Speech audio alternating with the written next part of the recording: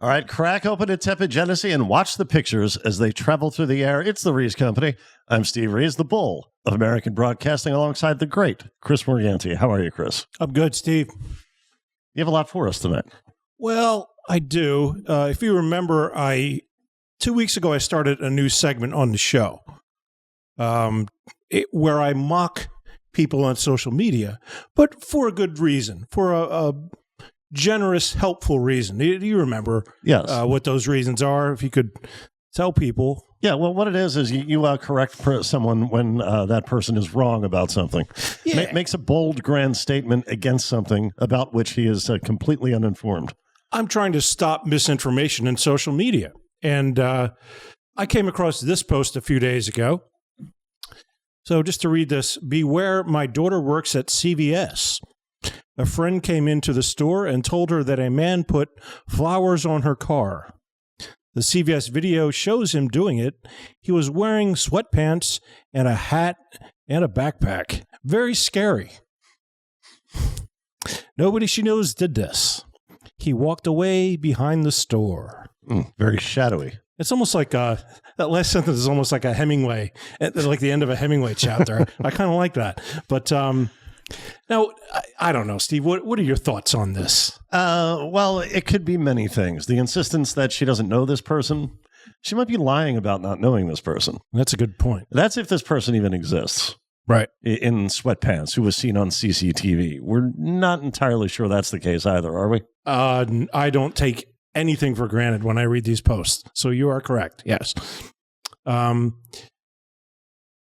Jim, you have that original post up. You know, you could see a reflection of someone. That is the reflection of the person who took the picture. Yeah. That is not the person who posted this or her daughter. It's a friend of her daughter's who took this picture. Because, I mean, honestly, Steve, looking at that reflection, I don't think that's anyone that has a stalker problem, if you get my meaning. No secret admirer in this young lady's life? I wouldn't think so. But, all right, Jim, let's move on to the second. This is the first and most common reaction. This is, by the way, the Nextdoor app, which is the same app that we talked about 2 weeks ago, where it connects you to people who live in your neighborhood and tells you about things going on around you. And one of these people, Dawn Donahue, she says, I didn't put the name of the original poster in because if someone is actually being stalked, I don't want to contribute to that, right? Right. Yeah, I'm not going to put any names out there. She had no problem doing that. You know, here I am and my daughter, but I'm not going to contribute to that. But I will put Dawn Donahue up here. She says, your daughter's friend is very smart. See something, say something. Good job. Hope you went to the police department to file a report. You know, okay, see something, say something. This isn't something. Yeah. This is not something the police should be involved in any way. They have other things to do. Yes. Yeah. And what would they do? I don't think. What would be the crime? They would. I feel like they would. I don't even know if they'd have to send somebody out there, but they probably would, especially if they had nothing else going on right then. And then they'd have to write up a report. I mean, come on. No. What are you doing? All right, let's go to the next one from Bruno Montiero. And he says, this is a long one. This has been happening very frequently everywhere. At first, they were using a blue paper, then fake bills. Now they're using flowers. These are all laced with some sort of substance. And I don't know what he meant by putting two S's in substance. I don't know if that's code for something or sloppy typing, but some substance that causes you to get lightheaded, dizzy, and eventually pass out. Ooh. These are some of the methods they're using to abduct people, especially women. Another method, again, double method with two M's, like Method Man. Is that Another method is removing all of the toilet papers out of the bathrooms in rest areas, and then a woman would approach someone in the stall with a stack of toilet paper rolls and hand you one. I'm confused about what that means. So they take all of the toilet paper rolls out of the toilet. Yeah. And then lace them with fentanyl. Oh, no, I understand that part of it. Right. But then there's some meeting between this person, this unclean, pantsless person, and someone in the hallway who has No, not in the hallway. I think you get into the stall and you realize there's much like Elaine Bennis in that episode of Seinfeld. Right. Where she, I can't spare a square. Well, this guy comes along very helpful and passes you a fentanyl-laced toilet paper. Oh, I see. See, I misunderstood, probably because of the quality of the writer. Yes, probably. Do not touch your door handle if someone places something on it. And this post was, surprisingly, was edited. That's actually the funniest part of this whole thing. Now, this gets back to the original reason of me. So lots of people said, call the cops, which we don't agree with that.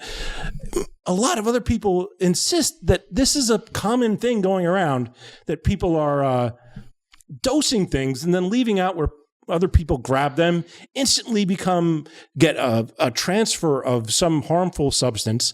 It seems to be fentanyl is the culprit here, and then pass out where they can be taken away in the Cougar Uber 4, probably. But fortunately, now no one this has happened to, right? No, Steve, I will say no one in the world knows someone this has happened to. And I thought about posting that after, of course, doing my due diligence on the internet to find out had this ever happened anywhere ever.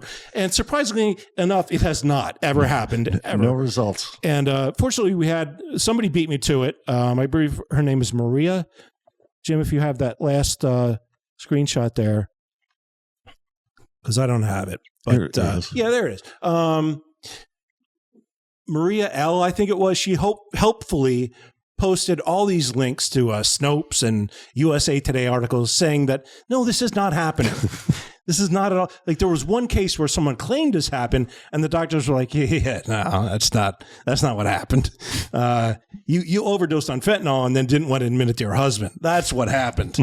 But so fortunately, I'm not the only one doing good work out there, Steve. There are other people willing to fact check all this, put the facts out there with links. You can even, folks, if you want to, follow those links yourself and see that this is not a thing.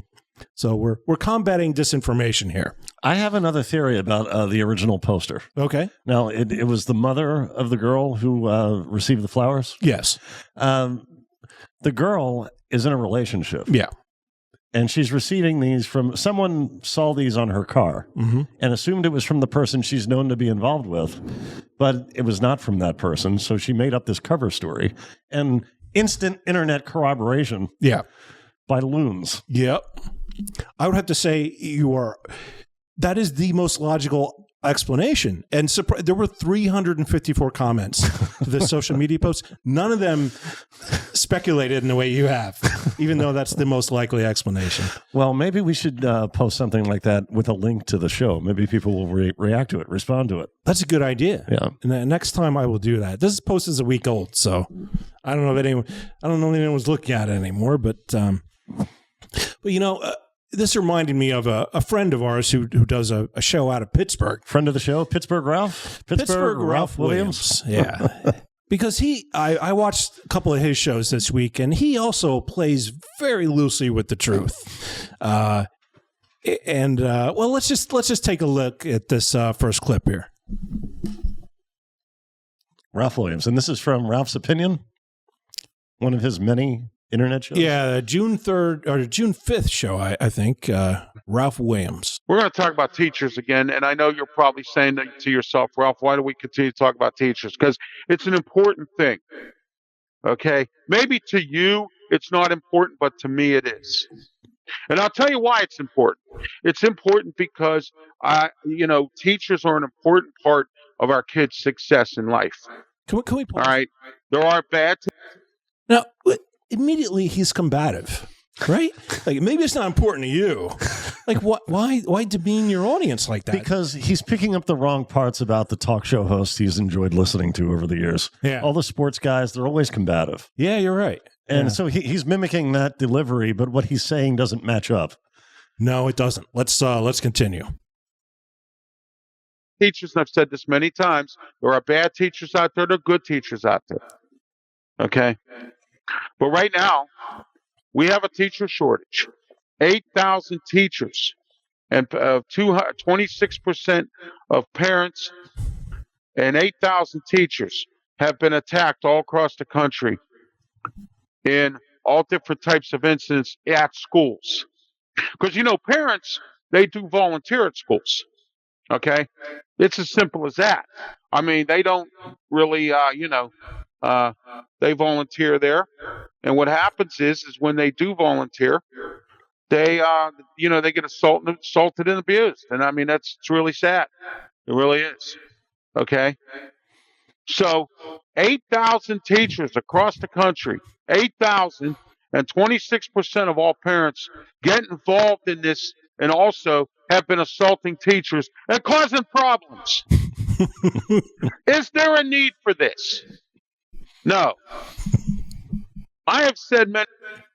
All right. So, I mean, first of all, no one's arguing that that it's a good idea that teachers be assaulted. Right. So the whole basis of his argument is nonsense. Like there's no other side to this debate. This may not matter to you, but it matters to me. Yeah. Because I care. I know you're pro assaulting teachers, but I'm not, and I'm putting my foot down. But also these numbers he throws out there they're meaningless. Yeah. So once again, I went on the internet to find I'm thinking he must have seen this somewhere, that he has this in his head, this 8,000 teachers that he keeps screaming into the microphone. So I believe I found it, Steve. Okay. The 26% of parents, no idea what he's talking about there. Not a clue. Couldn't find anything. But the 8,000 teachers, there was a report done by a collection of local NBC News affiliates.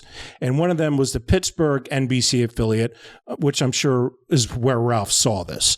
They, I'm sure, said, hey, are you a teacher who had a problem with your students at school? Give us a call, make a comment. They received 8,000 responses. That is not indicative. That's not a scientific survey. It's not indicative of anything. No, it's merely anecdotal. Everything is anecdotal, and you can go on. And then, look, no one is for assaulting teachers, but there's 3.2 million teachers in the United States. 8,000 is 1/4%. If that's the numbers, I'm thinking that's not actually that bad. No. In fact, we could probably get that number up a bit. But it's not a scientific number. It's not like he could have picked a real statistic of, teacher assaults are on the rise.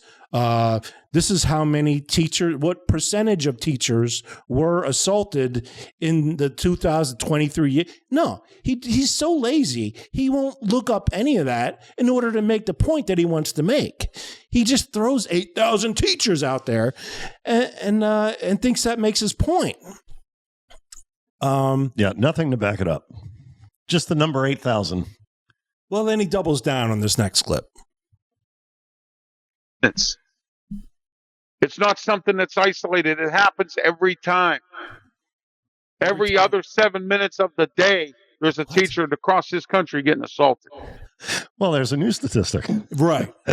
So now he said every other 7 minutes, which may have meant every 14 minutes. Yes. I don't know. But I took him as I thought what his intent was and did the math on every 7 minutes. Now, Steve, get ready for this. Okay. I'm sorry. I closed it. Let me just bring this back up here. That's fine. Now, are we doing every 7 minutes or every 14 minutes? There are 31.5 million minutes in a year. All right. Divide that by 7, and you get 4.5 million teacher assaults per year. Well, that's more than 8,000. Right. You would think you would lead, instead of shouting 8,000, you would shout 4.5 million. This guy's all over the damn place. He's just making this up. I could find nothing. Every 7 minutes. Every 7 minutes something happens, but it's not a teacher assault. The margin of error on this is plus or minus almost 4.5 million. Yeah. Yeah, exactly. He just makes this up and then gets outraged about it. Yeah, he gets outraged, but he does that for you. Because this is the stuff you should be caring about. Yeah. Yeah. That's how he frames it. I know you people don't care, but I do. Like, he's made something up, and he expects you to be as outraged as he is at his own imagination. Yeah. Well, he has opinions on other issues too. Let's Now, we're going to have to bleep a word in this next clip in editing, Jim. So please make a note of this because you don't want this word going out over the air. Against him. Biden, on the other hand, is so desperate. He's on TV right now, going on and on and on about different stuff. He's saying that Trump's going to get rid of Social Security. He's on there saying that Trump's going to get rid of arrest women for abortion. Okay, I've given you my opinion about abortion.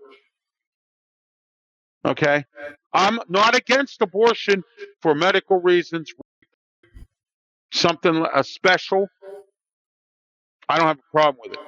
But I have a problem when women open up their legs and expose their coochie and have sex and decide they're going to go have an abortion.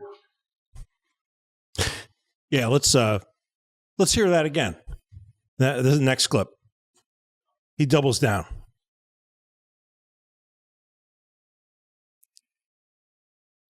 Mm-hmm. That's all right. Right there. A problem. Or any other special circumstance, I don't have a problem. But I have a problem when a woman just willingly opens up her coochie and decides to have a child and then decides to have sex with it. Yeah, coochie. Yeah. Let me ask you this, Chris, and also Ralph. Who does Ralph think is committing all these 8,000 assaults? Are these wanted children who were planned? Yeah. And have two loving parents? That's a good point. Is that who's causing all this trouble in the schools? That's a great point, man. Well, he's never been accused of having consistent logic, but now he has some advice for lazy kids. So let's take a look at that. That we're doing today about parents. Parents now are starting to kick, and I wouldn't say kick their kids out, but they're starting to really get mad at them for not working because now they can't support them anymore because of this economy. And they know it's hurting the economy that somebody needs to get out there and work. Okay? Another example of laziness, another example of employers being idiots. Okay? All right, here, I got something for you. How to pay your bill when you're behind. And I do this all the time. Okay? He's behind on his bills all the time. He says that 2 seconds after he's complaining about people being lazy. Right. And then freeloading. And his whole thing was how you could get one of those debit card, like those pre-charged debit cards, right? Mm-hmm. And because he said, well, if you call the electric company and you owe them $100 and you only want to pay $20, they might just take that whole $100 out of your account. So get yourself a pre-charged debit card and only put $20 on it, and then they can only take $20 out. How about you pay your whole bill? Instead of getting on the air and complaining about other people being lazy and freeloaders. Yeah, well, nobody wants to work because nobody cares. That's what Ralph. That's Ralph's mantra on these shows. I think there's a second part to this. Came today to help me. I'm handicapped. I have some health issues. So my nurse came today. She was telling me her son is 32 years old, lives in her house. But you know what? He has a job. She pays rent. He does this, he does that. These are people who do not do any of that. They live with their parents. They live for free. Well, parents now, because of today's economy, thank you, Uncle Joe Biden, okay, and the rest of you lazy people out there, all right, and employers who aren't doing the right thing, okay, they're staying with their parents and expecting to live off of their parents. Parents are not doing that no more now. They're making their children. There's a lot of parents out there now that are making their children do or go out and get a job. Yeah. Now you would assume that he's just making all that up, right? Like he says there's a lot of people doing this. Right. But he has no, we've already established he has no data that says people are doing that. Well, Ralph lives in Ralph's world and he thinks everybody has that same mentality. Their needs and his needs are exactly the same in every way. He doesn't have any sense of others. Yeah. Ralph lives in public housing. So I'm sure he sees a lot of fairly big families where not much is going on income-wise. Right. And he doesn't realize that he lives there with them. Yeah. He's in the same boat, man. But he sees them as everybody because that's all he sees. Yeah. Yeah. Well, he actually did have a source. Surprisingly enough, he did have a source for this people kicking their kids out comment, and he details this in this next clip. And get out. I know a lady who told her kids, she has 5 boys, and she told all 5 of them, when you're 18 years old, out. I'm not supporting you anymore. What did their father have to say about this? And when you're 16, I want you to go get a job and start paying me rent. That is parenting, which we don't have today. All right. This has been another edition of Ralph's Opinion. I want to thank you. Got it there, Jim. I mean, does he know the Jackson family? Yeah. I mean, the idea that, how about you not have 5 kids if you can't afford 5 kids? Exactly. And then you wouldn't need to kick them all out when they turn 18. You could help them out a little bit, Yeah, and again, it's sad that both parents seem to be agreeing with that. And he said, this woman is making her 16-year-olds pay rent. Like, I don't know, man. I don't agree with that. 16, you shouldn't be paying rent. Well, he did another show this week. Oh, he's just a show doing Colossal Fish Sandwich. Yeah, he teased a new show that he's going to do where he talks about a Bible verse. Yes. So he just comes up with show ideas nonstop, and I would hope with the Bible thing, at least he would have the actual Bible verse to go off of, and he doesn't need to make everything up like he does with everything else. I wouldn't count on that, Chris. Did you catch how he came up with the idea for the Bible show? Because the people at his church told him, well, I don't know what they told him. What did they tell him? They told him that he should do something that glorifies God, I believe. Yeah. That's the kind of show he should do. But that's like asking, the people on your bowling team, hey, what should I do a show about? Oh, the bowling league. Yeah, that's a good point. Of course, that's what they're going to say. Yeah, I mean, what else? What else do they seem to care about? Yeah, it's all self-serving malarkey. Yeah.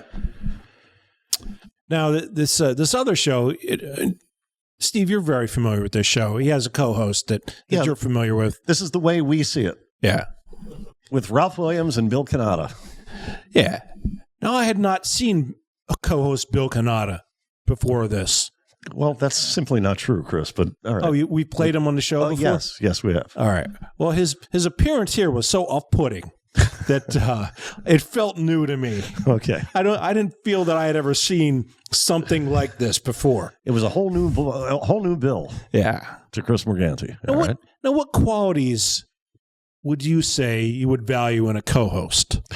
One who watches the source material. Okay. Prior to the recording taking place. All right. I feel like that's taking a shot at me. One who has been very infrequently the ability to comprehend and retain information about something he watched a mere 2 nights ago. What? That's also a big plus in the Bulls book. How about go on? How about the ability to speak into a microphone? Does that help? Yes. Okay. Yes. That is definitely. Well, let's see if Bill has mastered that. Okay. I can just imagine that, So, but anyway, we'll keep the segment short too because we got a lot to talk about, brother. Yes, we will. We are. I'm going to try to keep some things short. Well done, Bill. Speaking of bowling. Well, I don't know how familiar you are with their segment where they blast people. Oh yeah, it's there are 2 segments that Ralph does.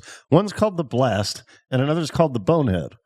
They're identical. There's no difference between the Blast segment and the Bonehead segment. Well, is the difference the wacky sound effect that they use? Oh well, I'm not sure. I'm not sure if he uses those for both. All right, well, let's take a look. Next, a former car salesman from Latrobe for hitting a homeless woman in a crosswalk in Greensburg. All right. So he's been charged, but I'm blasting him tonight because he decided to speed and hit a homeless woman in a crosswalk in downtown Greensburg. Etna Borough for not doing anything about crumbling pavements. There it is. Etna, I'm blasting you. Yeah. So, it's obnoxious, and I sometimes you can't hear what he's saying because he's speaking while he hits that sound effect. yeah. And you lose the whole sentence. I'm sorry, Chris, you were going to say? Well, he also just equated vehicular homicide with broken cement on the sidewalk. So let's not overlook that. The same wacky sound effect for both.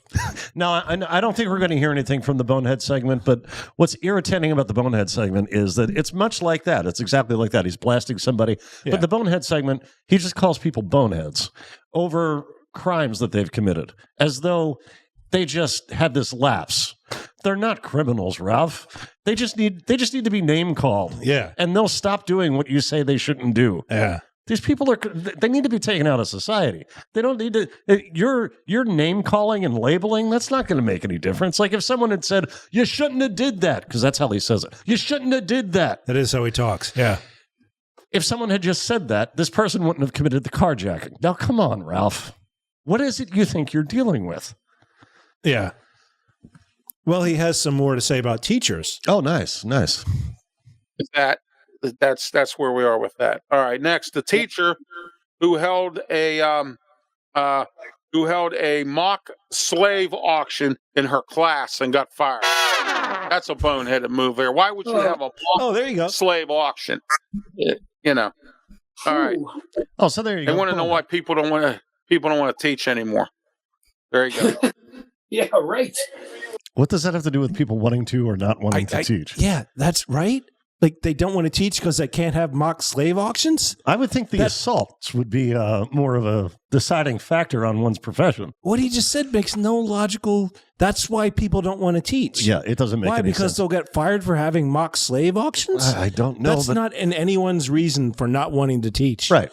I mean, if only I could hold these mock slave auctions, I would have gotten my teaching license. But also, he knows nothing about what actually happened. That person, was that person fired because a student complained or a parent complained about this happening? There's more to the story. Oh, I'm sure. And Ralph has no idea what that is. Right. Yeah, because he will not he could research all of this. Yes. All of this could have a fact basis behind it, but he refuses to do that. Was the teacher trying to say, this is something terrible that happened in history, but we have to learn it because it's important not to forget it? And her lesson, if you want to call it that, was taken the wrong way. She might be actually a hero, an educational hero, but Ralph just calls her a bonehead. Yeah. And it was bonehead before he said blast, so maybe he's combined these two segments. Well, he should, because they're almost identical. And he did use the same sound effect. But there you go. Yeah, that one I didn't even bother Googling that because I kind of assumed that maybe that happened somewhere. But it was so weird to me that he thinks that's his comment on it. Yeah, people don't want to teach because they can't. I can't line my kids up and sell them. I don't know. Yeah, it didn't even seem worth looking up to me. Don't see any point in getting that fake masters that teachers get. Yeah. Shots fired. It's just, I've had it. I'm just done. Well, we've got one more clip to play. This is a story that Bill tells. And can I can add something to this since you're not familiar with Bill Canada. Please. This is the one part of the show where he actually gets to say anything other than is just a blind agreement with whatever Ralph has just said. Yeah, that's mostly what it is. Mostly that and him playing with his dog seems to be what he contributes to the show. So every week he gets to talk about a traffic incident, but Ralph always still ends up making it about him in some way, or he's had some similar experience. He does do that, but I didn't include that in this clip because this thing goes on for forever. I just tried to, I think it's still like 90 seconds, but I tried to cut it down. But so this is Bill Canada's traffic complaint of the week. Yeah, right. That's exactly what it is. Yeah. Well, I'm just going to keep this really short. And most of the time, buy a toupee.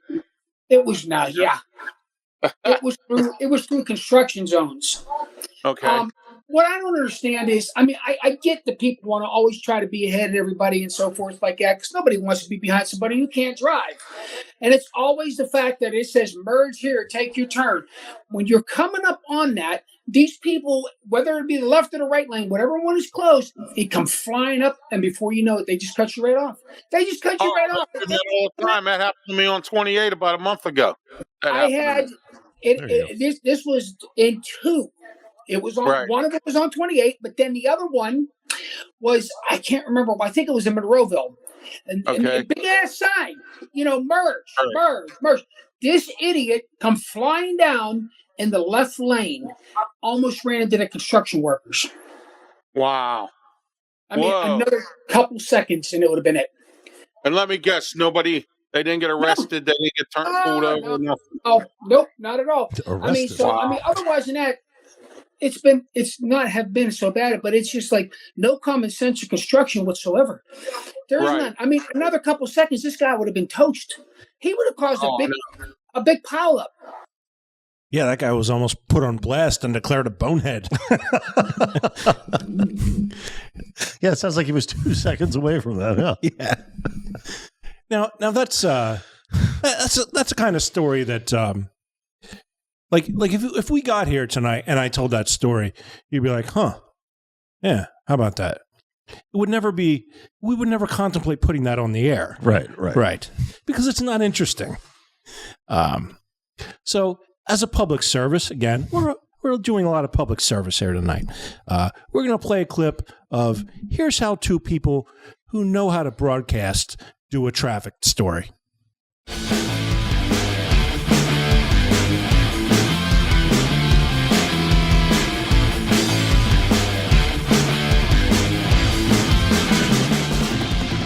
Chris Morganti, anything that you want to talk about? I do want you to tell a story. You told me a story a couple weeks ago. Okay. You were late for work, and there was an emergency. Yes. And please tell the people about this. So I'm late for work and stuck in traffic. Bad combination. So behind me, I see an ambulance. Now, that means get out of the way. But it also means you kind of got a free ticket to get to work on time if you can stay right on that ambulance's ass, right? So I do both. I'm following this ambulance, and we're not going fast. We're going like maybe 50 on a highway with everyone getting right out of our way. I'm maybe 10 feet behind this guy for about 2 miles, and he stops. So I'm thinking, we must be at the accident, right? So I back up like maybe, like a couple feet just to give him room to open the ambulance doors and whatnot, bring out the stretcher. And the guy comes out and starts pointing at me. I'm like, you fucking asshole. And apparently this guy was so upset that I was tailgating him that he stopped en route to a life and death scene to yell at me. So I figured I thought it was very strange. And I thought about following him again because why not? But I let him go because maybe there's something about this situation that I didn't understand, I don't know. Well, in his defense, if you were close enough that you had to back up so he could open the doors, that might have been a little too close. Yeah, it sounds pretty close. Did you ever do the funeral thing? You ever follow a funeral? Well, that seems classless, but no, I've never done that. I actually have a plug. Yeah. I forgot to plug this. I did something recently for Bird's Ear View. It's a classic rock show called The Rock and Roll Project, and I'm very proud of it. And I tell stories out of my life, and I play some of the songs that meant a lot to me over the years, and how they fit in with my life at the time when I was listening to those songs or when those songs came out. So I will put a link in the description. I'd like you to check it out if you get a chance. And that's it. Thank you. No, that's not it. That's not it. That's you not also did another show. Do you not want to promote that? Oh, I did another show. I appeared on a podcast recently. Yeah. Yeah, the McGonigal podcast. Right. And you can hear him refer to this show as the Rees podcast. Yeah. Is that why you're not promoting it? No, that's not. He misnomered you. No, I don't feel there's any need to promote it because everyone we know is promoting it incessantly. Yeah. Okay. I was glad to be asked to do that because I thought if for people we both know and Ed knows to see me on a show, that I would do his show and they'd finally get to see me on screen. All right. Have we done it tonight, Steve? I think we hit the goal. We hit the goal? Yeah, we hit the goal. All right. It's very important to hit the goal. I don't know what that means. All right. In that case, I think we did it. All right. Nothing else you'd like to talk about? No. Okay, in that case, I think we did. We hit the goal. For Chris Morganti, Jim Corhan, I'm Steve Reeves. Are we reformatting this? What do you mean? We're not going to say we did it anymore. We're going to say we hit the goal. Oh, we can. We can do that. No, I prefer it the other way. Okay. All right. All right. Oscar, we holding back and we did it.